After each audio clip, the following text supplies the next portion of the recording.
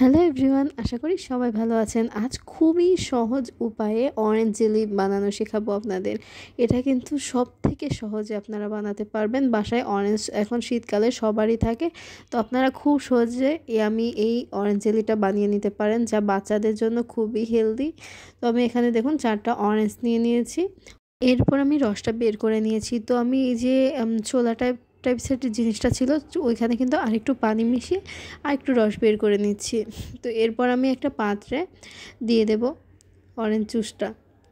তো দেখুন দিয়ে দিচ্ছি, সাথে আমি অল্প একটু যে পানির সাথে বের হয়েছে যে জুসটা, সেটাও দিয়ে দিলাম। এরপর আমি সুগার দিয়ে দেবো পরিমাণ মতো। আপনারা যদি মিষ্টি বেশি খান তাহলে কিন্তু বেশি পরিমাণে দিতে পারেন। আমি মিডিয়াম টাইপসের রাখছি। তো দেখুন আস্তে জাল দিতে হবে কিন্তু। দেখুন জুসটা পুরোপুরি দিয়ে দিলাম এখন। তো এবার কিছুক্ষণ জ্বালাতে হবে। এরপর আমি অল্প একটু জুস উঠিয়ে নিয়ে হালকা ঠান্ডা করে নিয়ে তার ভিতরে 1 চামচ আগার আগার পাউডার মিশিয়ে নেব।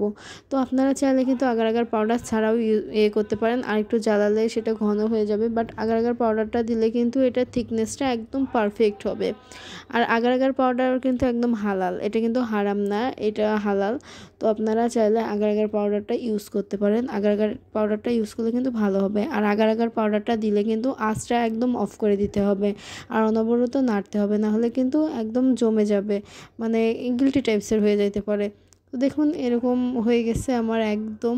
আমি ফ্রিজে কিন্তু রেখে দিয়েছিলাম 2 ঘন্টা মতো। তো দেখুন কতটা সুন্দর হয়েছে, একদম পারফেক্ট অরেঞ্জ জেলি হয়ে গেছে।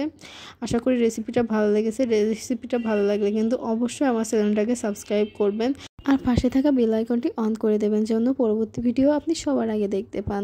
তো এই ভিডিওতে ভালো লাগলে কিন্তু একটা লাইক করবেন, আর যারা আমার রেসিপিটা ফলো করে এই অরেঞ্জ জেলিটা বানাবেন অবশ্যই আমাকে কমেন্ট করে জানাবেন যে আপনাদেরটা কেমন হয়েছে। দোকানের কেনা জ্যামের থেকে কিন্তু বাসায় বানালে সেটা অনেক বেশি হেলদি হয়, আর বাচ্চাদের জন্য কিন্তু অনেক স্বাস্থ্যকর হয়। আশা করি সবাই ট্রাই করবেন। আল্লাহ হাফেজ।